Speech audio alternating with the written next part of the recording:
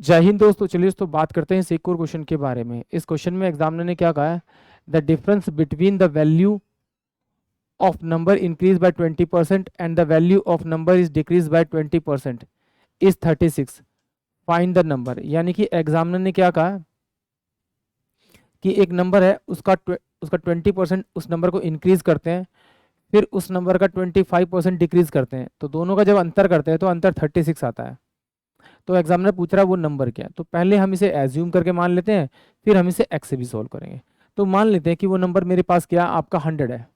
अगर वो 100 नंबर है तो उसका मैं 20% निकालूंगा, तो 100 का 20% निकालूंगा तो 20/100, और इसमें 20 जोड़ दूंगा तो 100 प्लस का 20 करूंगा तो ये 120 हो जाएगा। यानी वो नंबर बढ़कर अब कितना हो गया, 120 हो गया। फिर कह रहा है यदि वो नंबर जो है वो 25% घट जाए, तो इस 100 का 25% निकालूंगा तो 25 आएगा, और 25 को 100 से माइनस करूंगा 75 बचेगा। फिर इन दोनों का जब मैंने डिफरेंस किया, इन दोनों का अंतर किया, तो अंतर मेरे पास 45 आ रहा, बट एग्जामिनर कह रहा है अंतर जो है वो कितना 36 है। तो 9 पंजे 45 और 9 चौ 36, यानी 4/5। इस नंबर को अगर मैं 4/5 से मल्टीप्लाई करूंगा तो ये मेरे पास 36 बन जाएगा। इसी से डायरेक्ट इसको मल्टीप्लाई कर दीजिए, तो 100 इंटू में 4/5, तो 5 दूनी 10, यानी कितना हो जाएगा 80।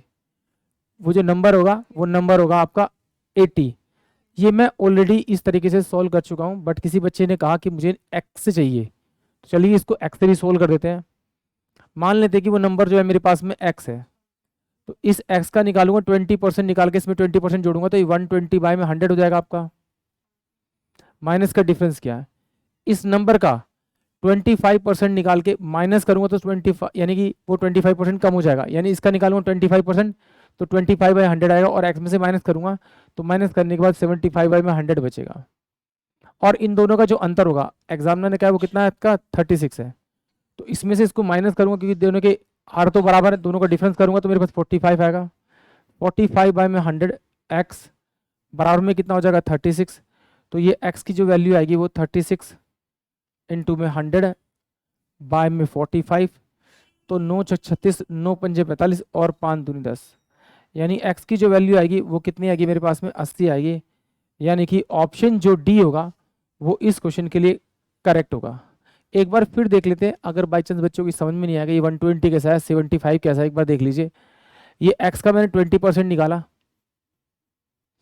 और इसको मैंने इस x में जोड़ दिया, तो x प्लस का x का 20/100, यहाँ से x बाय बाहर निकालूंगा तो 1 प्लस का 20/100 हो जाएगा आपका ये। तो यह आ जाएगा x इंटू में एलसीएम लेंगे तो 100 और प्लस का 20 यानी 120/100, ये वैल्यू।